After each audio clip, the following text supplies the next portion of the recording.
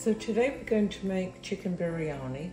So this is the ingredients we're going to need to start. Once we've put this all in the yogurt to marinate, we can then get to the next stage. So we're going to cut the chicken into bite-sized pieces like this. These are tenderloins. Tenderloins tend to be my favorite because they're a lot easier to cook and they don't go hard. So the chicken is now ready in the bowl, so we're going to start marinating. So all the spices from chili, ginger, garam masala, cumin are all in there with some salt as well.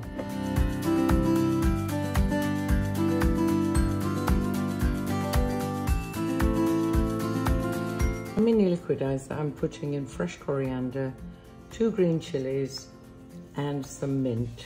So I'm now going to liquidize that.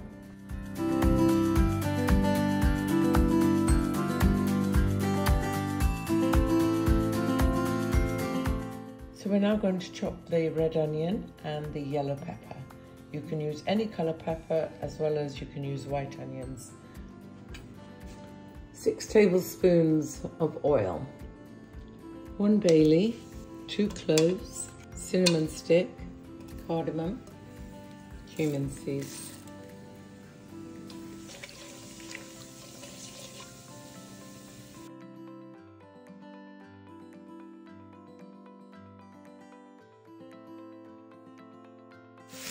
Adding the pepper.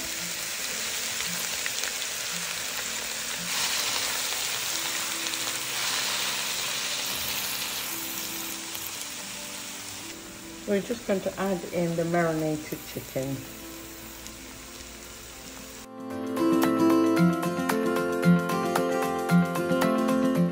So we just leave it to fry for a good 10 minutes. So the rice is washed and there are approximately 5 cups of rice. It's a microwave rice cooker. Just put the water in and then put it straight into the microwave for 20 minutes. And we're going to put the rice in that we made earlier.